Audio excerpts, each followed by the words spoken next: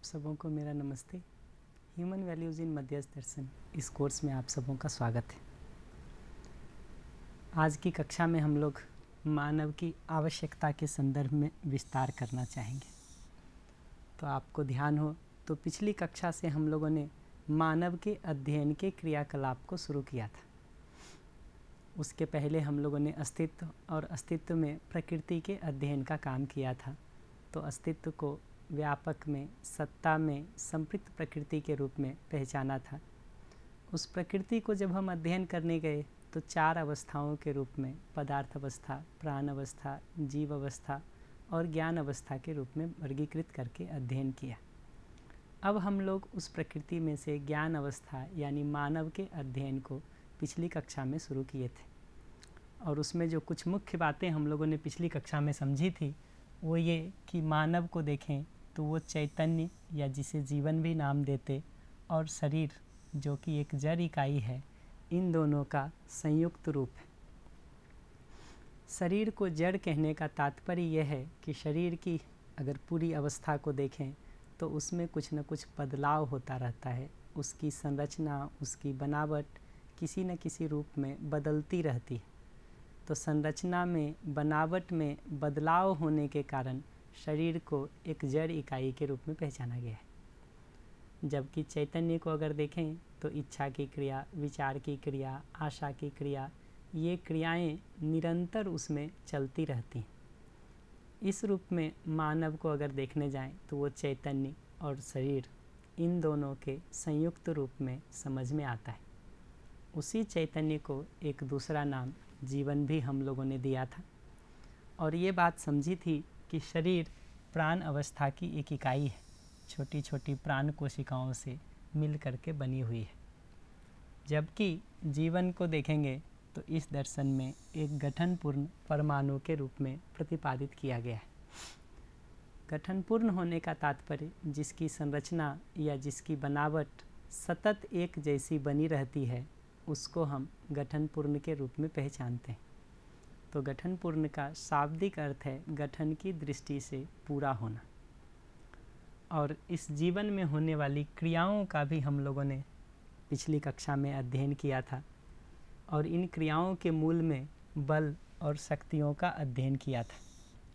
तो हम लोगों ने ये पहचाना था कि जीवन में 5 बल हैं और 5 शक्तियाँ हैं, तथा ये बल ही स्थिति क्रिया के रूप में व्यक्त होते हैं और शक्ति ही गति क्रिया के रूप में व्यक्त होती है। तो जीवन के 5 बलों को हम लोगों ने क्रमशः आत्मबल, बुद्धि बल, चित्त बल, वृत्ति बल और मनोबल के रूप में पहचाना था। तथा इनकी 5 शक्तियों को क्रमशः प्रमाण, ऋतंभरा, इच्छा, विचार और आशा इस रूप में पहचाना था। तो जीवन को अगर देखेंगे तो ये 5 बल और ये 5 शक्तियाँ इनका संयुक्त रूप है। ये बल और शक्तियाँ अपने को जब क्रिया के रूप में अभिव्यक्त करती हैं तो बल की अभिव्यक्ति स्थिति क्रिया के रूप में दिखती है तथा शक्ति की अभिव्यक्ति गति क्रिया के रूप में दिखती है। तो ये 5 बलों की अभिव्यक्ति को स्थिति क्रिया के रूप में हम लोगों ने क्रमशः अनुभव, बोध, चिंतन या साक्षात्कार, तुलन और आस्वादन की क्रिया के रूप में पहचाना था। तथा 5 गति क्रियाओं को जो शक्तियों की अभिव्यक्ति है उसको हम लोगों ने क्रमशः प्रामाणिकता, संकल्प, चित्रण, विश्लेषण और चयन की क्रिया के रूप में पहचाना था। तो इन 5 गति क्रियाओं को देखेंगे तो प्रामाणिकता, संकल्प, चित्रण, विश्लेषण और चयन के रूप में इनको पहचाना गया है।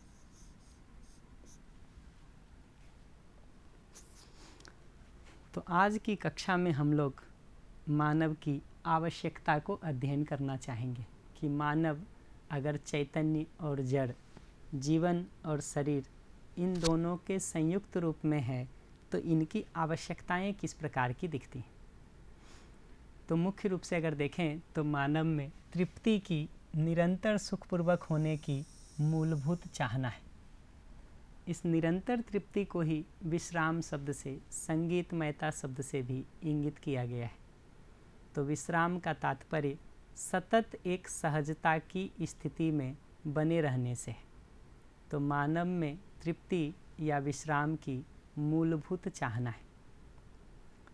इस तृप्ति को निरंतर सुनिश्चित करने के लिए जीवन की आवश्यकता और शरीर की आवश्यकता, यानी चैतन्य की आवश्यकता और जड़ की आवश्यकता, ये दोनों को पूरा करना जरूरी है, क्योंकि मानव इन दोनों के सहअस्तित्व में है, इन दोनों के संयुक्त रूप में। तो जीवन की आवश्यकता को, चैतन्य की आवश्यकता को बौद्धिक समाधान के रूप में पहचाना गया है, जबकि शरीर की आवश्यकता को भौतिक समृद्धि के रूप में पहचाना गया है। तो अगर जीवन की आवश्यकता को देखें तो बौद्धिक समाधान के रूप में है, जबकि शरीर की आवश्यकता को देखें तो भौतिक समृद्धि के रूप में। बौद्धिक समाधान का तात्पर्य जीवन की सभी क्रियाओं में संगीतमयता के सुनिश्चित होने से है। तो ये जो जीवन में होने वाली क्रियाएं हैं, इच्छा की क्रिया, विचार की क्रिया, आशा की क्रिया, जिसे हम लोगों ने चित्रण की क्रिया के रूप में, विश्लेषण की क्रिया के रूप में, चयन की क्रिया के रूप में पहचाना, और जब हम लोगों ने विस्तार किया तो अलग अलग प्रकार से 10 क्रियाओं को हम लोगों ने जीवन में पहचाना। इन सभी 10 क्रियाओं में संगीतमयता होने को बौद्धिक समाधान के रूप में पहचाना है। इसको बौद्धिक कहने का आशय यह है कि ये समाधान का काम जीवन में ही घटित होता है, न कि बाहर की इकाइयों में घटित होता है। तो चूँकि ये समाधान, ये समझदारी, ये संगीतमयता, ये वास्तविकताओं के प्रति क्लैरिटी, ये जीवन में ही घटित होता है, इसलिए इसको बौद्धिक समाधान नाम दिए। जबकि शरीर की आवश्यकता को देखें तो भौतिक समृद्धि के रूप में पहचाना है। भौतिक समृद्धि का तात्पर्य अपने शरीर की आवश्यकता की पूर्ति के संदर्भ में भौतिक रासायनिक वस्तुओं के सुनिश्चित होने से। तो अपने भोजन की आवश्यकता, वस्त्र की आवश्यकता, आवास की आवश्यकता, इन सभी आवश्यकताओं का सुनिश्चित होना भौतिक समृद्धि कहलाता है। जबकि अपने जीवन में एक सहज समाधान की स्थिति बने रहना, जहां हम किसी भी प्रकार की समस्या से, तनाव से, दबाव से सतत मुक्त होते हैं, ऐसी स्थिति को बौद्धिक समाधान के रूप में पहचाना है। आप अपने में जांच परख करके देख सकते हैं कि एक मानव के रूप में ये दोनों हमारी आवश्यकता है, या इसमें से हम किसी को छोड़ सकते हैं। आप जितना जितना इस जांच परख के काम को करेंगे, उतना उतना दिखेगा कि मानव के लिए देखें तो चैतन्य या जीवन का ठीक रहना भी ज़रूरी है, इसके साथ साथ शरीर का ठीक रहना भी ज़रूरी है। क्योंकि बहुत बार ऐसा दिखाई देता है कि शरीर स्वस्थ हो, लेकिन मन अगर किसी कारण से दुखी हो, परेशान हो, तनाव में हो, उलझन में हो, तो हम अपने में तृप्ति को महसूस नहीं करते। हम उस स्थिति में बने रहना नहीं चाहते, बल्कि जाने अनजाने प्रयास करके हम उस स्थिति से बाहर आने का ही कोशिश करते हैं। अगला प्रश्न ये बनता है कि अगर हम आवश्यकता के रूप में, लक्ष्य के रूप में ये बौद्धिक समाधान और भौतिक समृद्धि, ये दोनों को पहचानते हैं, तो इसको पूरा करने के लिए, इसकी पूर्ति के लिए हमको कुछ साधनों को भी नियोजित करने की ज़रूरत है। तो साधन का तात्पर्य उन सभी वास्तविकताओं से है जो लक्ष्य की पूर्ति के अर्थ में सहयोगी हैं, सहायक हैं, आवश्यक है। तो ये जो बौद्धिक समाधान और भौतिक समृद्धि, ये जो दो आवश्यकता है हमारी, इन दोनों आवश्यकताओं को पूरा करने के लिए मनुष्य अपने साधनों को नियोजित करता है, इन्वेस्ट करता है। तो भौतिक साधन का तात्पर्य शरीर एवं भौतिक रासायनिक वस्तुओं से है कि अगर ये दोनों आवश्यकता को हम पूरा करना चाहते हैं, बौद्धिक आवश्यकता भी और भौतिक आवश्यकता भी, तो इसको पूरा करने के लिए दोनों प्रकार के साधन चाहिए। भौतिक साधन भी चाहिए और बौद्धिक साधन भी चाहिए। तो भौतिक साधन का तात्पर्य शरीर एवं भौतिक रासायनिक वस्तुओं को सुनिश्चित करने से है, इन्वेस्ट करने से। और बौद्धिक साधन का तात्पर्य अपने मन की क्रियाओं को, जीवन की क्रियाओं को उसमें इन्वेस्ट करने से है। यहाँ मन का तात्पर्य जीवन की सभी क्रियाओं से है।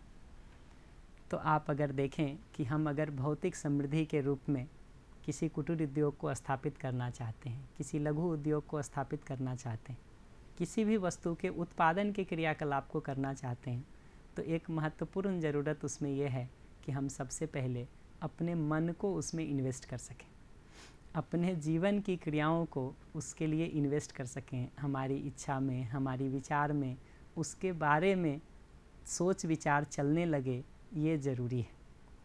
एक बार वो चलने लगता है तो फिर उत्पादन के लिए हमको शरीर से श्रम करने की भी ज़रूरत पड़ती है और आवश्यकता अनुसार यंत्रों की, उपकरणों की, संसाधनों की भी ज़रूरत पड़ती है। तो भौतिक संसाधन का तात्पर्य शरीर और भौतिक रासायनिक वस्तुओं से है, जबकि बौद्धिक साधन का मतलब जीवन में होने वाली क्रियाओं से है। तो ये समझ में आता है कि अपने लक्ष्य पूर्ति के लिए हमको ये दोनों ही साधन को नियोजित करने की ज़रूरत पड़ती है। लेकिन कौन सी आवश्यकता के लिए कौन से साधन ज़्यादा महत्वपूर्ण है, उसको अगर देखेंगे तो ये दिखता है कि जीवन में बौद्धिक समाधान होने के लिए, जीवन में समझदारी को सुनिश्चित करने के लिए बौद्धिक साधन ही ज़्यादा महत्वपूर्ण है। तो अपने जीवन में समाधान सुनिश्चित करने के लिए, समझदारी सुनिश्चित करने के लिए कहीं ना कहीं हमको ही प्रयास करने की ज़रूरत है, जीवन को ही प्रयास करने की ज़रूरत है। तो जैसे इस शिक्षा संस्कार के क्रियाकलाप को देखें तो ये शिक्षा संस्कार की उपलब्धि प्रधान रूप से बौद्धिक समाधान है। इसलिए यहाँ बैठे हुए जब आप इस कक्षा को सुनने का काम कर रहे हैं तो इसमें अपने जीवन को इन्वेस्ट करना, अपने मन को इन्वेस्ट करना, इस रूप में अपना ध्यान देना, यही सबसे ज़्यादा महत्वपूर्ण क्रियाकलाप है। यहाँ बैठे हुए सुनते रहने के काम में आप शरीर से बहुत ज़्यादा कुछ नहीं कर रहे और भौतिक रासायनिक संसाधनों का भी एक सीमा से अधिक प्रयोग नहीं हो रहा। तो ये दिखता है कि अगर सारे भौतिक रासायनिक संसाधन उपलब्ध हों, ये प्रोजेक्टर पर क्लास चल रहा हो, यहाँ आप बैठे हुए भी हों, इस रूप में आपका शरीर भी हो, ये भौतिक रासायनिक संसाधन भी हो, लेकिन अगर आप ध्यान देने का काम नहीं कर रहे, अगर आपका ध्यान कहीं और है, तो कक्षा का कोई भी उपकार आपको नहीं मिल पाता, आप उन बातों को सुन नहीं पाते हैं, समझ नहीं पाते। इसलिए बौद्धिक समाधान के लिए अगर देखेंगे, समझदारी के लिए देखेंगे, तो बौद्धिक साधन यानी अपने जीवन की क्रियाओं को इन्वेस्ट करना ही प्रधान रूप से महत्वपूर्ण है। जबकि भौतिक समृद्धि के संदर्भ में देखेंगे तो जीवन के साथ साथ, मन के साथ साथ ये भौतिक साधनों को भी लगाना ज़रूरी है। तो अगर हम किसी उत्पादन क्रियाकलाप को करना चाहते तो उस उत्पादन क्रियाकलाप में मन लगाने के साथ साथ शरीर से श्रम करना भी उतना ही आवश्यक है और यंत्रों का, उपकरणों का, संसाधनों का प्रयोग भी उतना ही आवश्यक है। तो इसी साधन को, बौद्धिक साधन और भौतिक साधन को मन, तन और धन शब्द से भी इंगित करते हैं। जहाँ मन बौद्धिक साधन है तथा ये तन और धन ये दोनों भौतिक साधन है। तो इसी बौद्धिक साधन और भौतिक साधन को मन, तन और धन से भी इंगित करते हैं। और जैसा कि मैंने बार बार इस कक्षा में स्पष्ट किया है कि जब हम सामान्य रूप से यहाँ मन शब्द का प्रयोग कर रहे हैं तो ये जीवन की सभी 10 क्रियाओं के अर्थ में प्रयोग हो रहा है कि हमारे जीवन की सभी 10 क्रियाओं को हम बौद्धिक साधन के रूप में या मन के रूप में पहचाने हैं तथा तन को और धन को भौतिक साधन के रूप में पहचाने। यहाँ धन का तात्पर्य उन सभी वस्तुओं से है, भौतिक रासायनिक वस्तुओं से है जो हमको प्रयोग व्यवहार के लिए उपलब्ध होती हैं। तो जैसे अगर इस भाषा में देखें तो ये घर हमारे लिए एक धन है, ये चेयर, ये टेबल, ये सब हमारे लिए धन है। तो यहाँ धन का तात्पर्य सिर्फ पैसे से, रुपये से या मनी से नहीं है, बल्कि भौतिक रासायनिक संसाधन के रूप में जो भी वस्तुएं हमें प्रयोग के लिए उपलब्ध हैं वो सब धन के तहत इंगित किए गए हैं। तो बौद्धिक साधन और भौतिक साधन ये दोनों को ही नियोजित करने की ज़रूरत है बौद्धिक समाधान और भौतिक समृद्धि को सुनिश्चित करने के लिए। पर इसमें अगर दोनों का तुलनात्मक रूप से देखेंगे तो भौतिक साधन भौतिक समृद्धि के लिए प्रधान रूप से महत्वपूर्ण है तथा बौद्धिक साधन बौद्धिक समाधान के लिए प्रधान रूप से महत्वपूर्ण है। तो भौतिक साधन बौद्धिक समाधान को सुनिश्चित करने के लिए गौण है, सेकेंडरी है। बौद्धिक साधन जीवन को इन्वेस्ट करना, जीवन क्रियाओं को उस अर्थ में नियोजित करना, इस अर्थ में अपना ध्यान देना, ये ज़्यादा महत्वपूर्ण है। अगला प्रश्न ये बनता है कि अगर ये बौद्धिक समाधान और भौतिक समृद्धि दोनों ही हमारी आवश्यकता है तो इसके लिए हम क्या अध्ययन करें।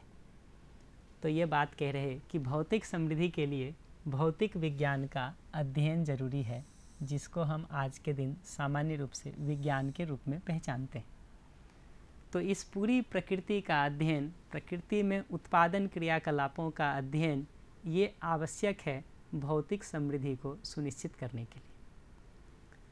लेकिन अगर बौद्धिक समाधान को देखेंगे तो उसके लिए तो बौद्धिक अध्ययन की ही ज़रूरत है। और बौद्धिक अध्ययन की जब हम बात करते हैं बौद्धिक समाधान को सुनिश्चित करने के संदर्भ में, तो उसका तात्पर्य चैतन्य प्रकृति के अध्ययन से है, जीवन के अध्ययन से है, जीवन की क्रियाओं के अध्ययन से, जीवन के भाव और विचार के अध्ययन से है, तथा परस्परता में एक मनुष्य के साथ दूसरे मनुष्य के जीते हुए जो हमारी एक दूसरे से निश्चित अपेक्षाएं होती हैं, उन अपेक्षाओं को समझ पाने से, सुनिश्चित कर पाने से। तो बौद्धिक अध्ययन का तात्पर्य ध्यान दे करके अपने जीवन की क्रियाओं को प्रखर करने से है, विकसित करने से है, वहाँ पर समाधान को सुनिश्चित करने से। तो बौद्धिक अध्ययन पूर्वक हमारे जीवन की क्रियाएं विकसित होती हैं, हमारा समझ विकसित होता है, हमारे जीवन में समाधान सुनिश्चित होता है। दूसरी भाषा में सही और गलत को पहचान पाने की हमारी क्षमता विकसित होती है। तो हमारे अंदर इस दृष्टि का उदय होता है जहाँ सही और गलत में हम भेद कर सकते हैं। इस सही और गलत में भेद करने की क्षमता को ही विवेक के रूप में पहचाना है। इसीलिए बौद्धिक अध्ययन को हम विवेकात्मक अध्ययन भी नाम देते हैं, विवेक का अध्ययन ऐसा नाम भी देते हैं। तो अगर मनुष्य को देखें तो विज्ञान और विवेक, इन दोनों का ही अध्ययन करने की ज़रूरत है, इन दोनों को ही अपने में सुनिश्चित करने की ज़रूरत है। विज्ञान के अध्ययन से, इस जड़ प्रकृति के भौतिक रासायनिक संसार के अध्ययन से हम अपने उत्पादन क्रियाकलाप को व्यवस्थित कर पाते हैं, जिसके प्रतिफल के रूप में भौतिक समृद्धि सुनिश्चित होती है। जबकि विवेक का अध्ययन प्रधान रूप से बौद्धिक समाधान के लिए, जीवन में समझदारी को सुनिश्चित करने के लिए आवश्यक है। तो मनुष्य का समझदार होना विवेकात्मक अध्ययन पर ही निर्भर करता है, जहाँ हम चैतन्य प्रकृति का परस्परता में मानव मानव के बीच संबंध का अध्ययन करते हैं और उस संबंध में अपेक्षित भावों को सुनिश्चित करके आगे वैसा जीने का काम करते हैं।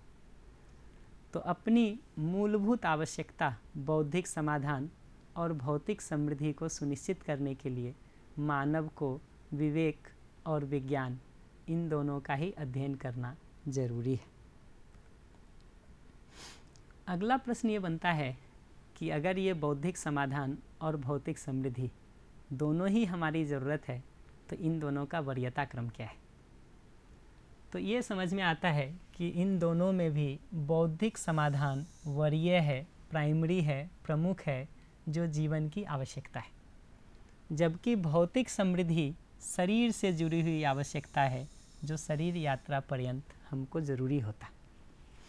तो अगर सुविधा की आवश्यकता देखें, भौतिक वस्तुओं की आवश्यकता को देखें, तो शरीर के पोषण संरक्षण के अर्थ में या अपनी सामाजिक ज़रूरतों को पूरा करने के अर्थ में हमको सुविधा की आवश्यकता महसूस होती है।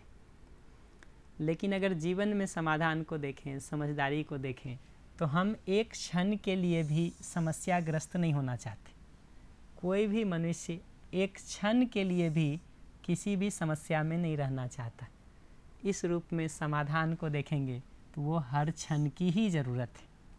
किसी भी क्षण में मनुष्य समस्याग्रस्त नहीं होना चाहता। तो इन दोनों आवश्यकताओं में अगर देखेंगे तो बौद्धिक समाधान हर क्षण की आवश्यकता है। जबकि भौतिक समृद्धि को देखेंगे तो शरीर यात्रा पर्यंत शरीर के साथ साथ जीते हुए शरीर की आवश्यकता की पूर्ति के अर्थ में उसका प्रयोग होता है। एक बात ये भी समझने की महत्वपूर्ण है कि यह बौद्धिक समाधान और भौतिक समृद्धि को सुनिश्चित करने के लिए अध्ययन के साथ साथ अभ्यास की भी ज़रूरत है। जैसे इसको अगर बहुत सामान्य उदाहरण से समझें कि अगर हमने खेती करने के सभी सिद्धांतों को समझ लिया है, मोबाइल बनाने के सभी सिद्धांतों को समझ लिया है, कपड़ा सिलाई करने के सभी सिद्धांतों को समझ लिया है, तो इन सिद्धांतों को समझ लेने मात्र से खेती के क्रियाकलाप में, कपड़ा बनाने के क्रियाकलाप में, मोबाइल बनाने के क्रियाकलाप में हम एक्सपर्ट नहीं हो जाते, बल्कि कुछ समय तक उसका प्रैक्टिस करने से, उसका अभ्यास करने से ही हम उस उत्पादन में निपुण हो पाते हैं। इसी को कर्माभ्यास के रूप में पहचाना है कि एक्सपर्टीज़ होने के लिए, निपुणता हासिल करने के लिए विज्ञान की सैद्धांतिक समझ के साथ साथ जीते हुए शरीर के साथ उसका अभ्यास कर लेना भी ज़रूरी है, ताकि हमारा पूरा शरीर हस्तलाघव उस अर्थ में नियोजित हो जाए, सज जाए, व्यवस्थित हो जाए। तो भौतिक समृद्धि के लिए कर्माभ्यास की आवश्यकता है। उत्पादन क्रियाकलाप को कुछ समय तक प्रयासपूर्वक करने की ज़रूरत है, ताकि धीरे धीरे हम उसमें एक्सपर्ट हो जाएं। जबकि बौद्धिक समाधान के लिए जीवन की क्रियाओं को विकसित करने के लिए, व्यवस्थित करने के लिए व्यवहार अभ्यास और विचार अभ्यास की प्रधानता है। तो व्यवहार अभ्यास से परस्परता में दूसरे मनुष्य के साथ जीते हुए हम अपने भावों को ठीक ठीक अभिव्यक्त कर पाते हैं, तथा विचार अभ्यास से हम अपने जीवन में सही भाव को, सही विचार को, सही समझ को सुनिश्चित करने का काम कर पाते। तो बौद्धिक समाधान के अर्थ में देखेंगे तो विचार अभ्यास और व्यवहार अभ्यास महत्वपूर्ण है, जबकि भौतिक समृद्धि के संदर्भ में देखेंगे तो कर्माभ्यास भी महत्वपूर्ण है। तो अगर हमको ये समझ में आता है कि बौद्धिक समाधान और भौतिक समृद्धि, इन दोनों में बौद्धिक समाधान ज़्यादा महत्वपूर्ण है, तो बौद्धिक समाधान का तात्पर्य हमारी जीवन की क्रियाएं जो मन, वृत्ति, चित्त, बुद्धि इन सभी जगहों पर चल रही होती हैं, इनके व्यवस्थित हो जाने से। तो मन की जो क्रियाओं को हम लोगों ने पहले पहचाना था, वृत्ति की, चित्त की क्रियाओं को जो हम लोगों ने पहले पहचाना था, उसी को बहुत संक्षेप में यहाँ पर रिकैप कर रहे हैं और कुछ और शब्द दे रहे हैं। तो मन की क्रियाओं को मनन के रूप में पहचाना गया है, वृत्ति की क्रियाओं को तुलन विश्लेषण के रूप में पहचाना गया है, और चित्त की क्रियाओं को चिंतन या साक्षात्कार पूर्वक चित्रण के रूप में पहचाना गया है।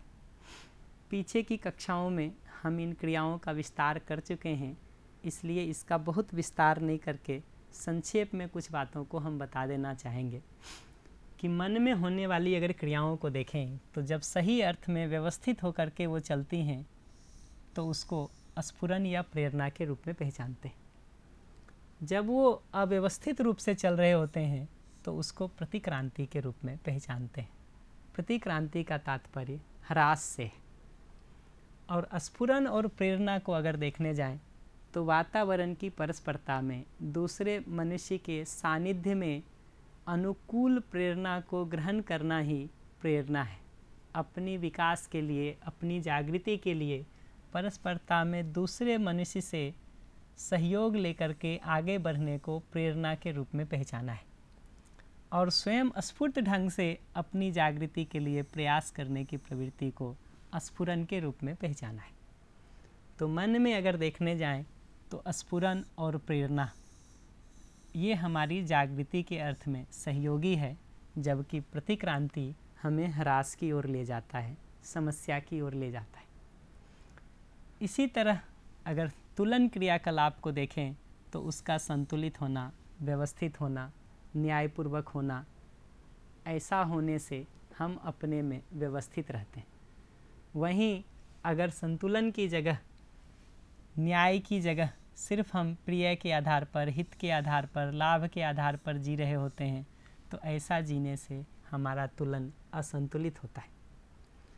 इसी तरह से चित्रण क्रियाकलाप को देखें तो वास्तविकताओं पर आधारित होने पर, जैसी वास्तविकताएं हैं वैसा आधारित होने पर वैसे चित्रण को हम यथार्थ चित्रण के रूप में पहचानते हैं, तथा मान्यतावश भ्रमवश किए गए चित्रण को हम आरोपपूर्ण चित्रण के रूप में पहचानते हैं।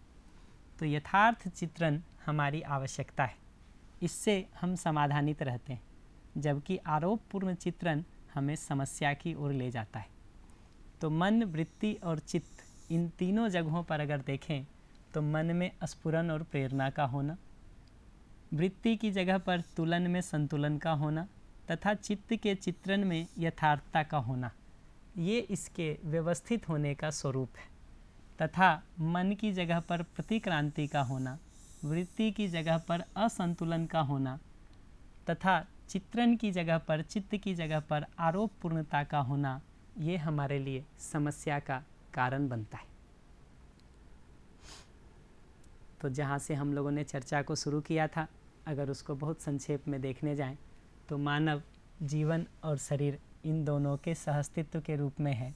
इसलिए जीवन की आवश्यकता के रूप में बौद्धिक समाधान और शरीर की आवश्यकता के रूप में भौतिक समृद्धि, ये दोनों मानव की आवश्यकता के रूप में समझ में आता है।